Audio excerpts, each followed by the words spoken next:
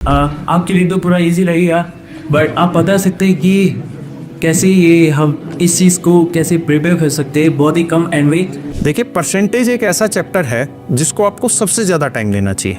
अगर 1 महीना लगातार टाइम दे के परसेंटेज पढ़ना है ना, मैथ्स जो है बहुत ही ज़्यादा चैप्टर्स होते हैं, और वैसे कि मैं परसेंटेज करने लगता हूँ तो परसेंटेज करने के बाद मिक्सचर एंड डेलीगेशन करता हूँ तो परसेंटेज का क्वेश्चन भूल जाते हैं।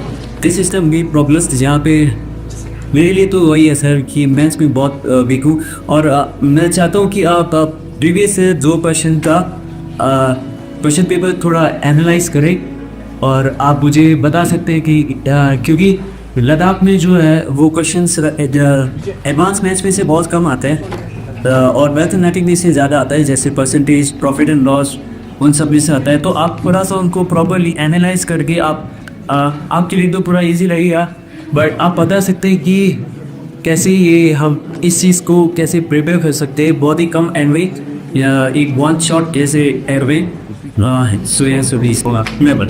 बिल्कुल ठीक जवाब। हम सबसे पहला काम तो ये समझते हैं कि आज के समय में किसी भी एग्जाम में ना, चाहे एसएससी का एग्जाम हो या नॉर्मल कोई भी एग्जाम हो, जो हम लद्दाख सर्विस सिलेक्शन बोर्ड के एग्जाम की बात करें, उनमें सभी में अरिथमेटिक आता है। अरिथमेटिक का मतलब क्या होता है? Percentage, compound interest, simple interest, profit and loss, mixture and allegation, ratio, है ना, ये सारी चीज होती है। Time and work, time and distance, ये चैप्टर आता है। इन सारे चैप्टरों को पढ़ने में इशू कहाँ जनरेट होता है? जैसे उस बच्चे ने कहा कि जब मैं परसेंटेज पढ़ने लगता हूँ तो मिक्सचर एलिगेशन भूल जाता हूँ। देखिए, परसेंटेज एक ऐसा चैप्टर है जिसको आपको सबसे ज्यादा टाइम लेना चाहिए। अगर 1 महीना लगातार टाइम दे के परसेंटेज पढ़ना है ना, तो 1 महीना 2 टाइम, उसमें कोई इशू नहीं है। कारण क्या है कि परसेंटेज वो बेस है जिसके आधार पे आप हर चैप्टर को इजीली ब्रेक कर पाएंगे, इसलिए परसेंटेज सबसे पहले जरूरी पढ़ना।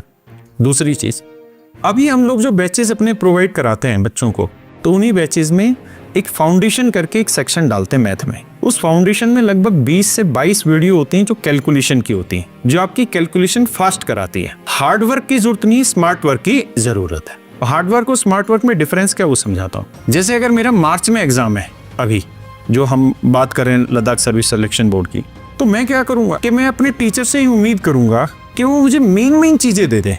जैसे परसेंटेज है तो परसेंटेज में मुझे 2 घंटे में परसेंटेज पढ़ा दे, सिर्फ 2 घंटे, और मेन टाइप पढ़ा दे जिससे ज्यादा सवाल आते हैं।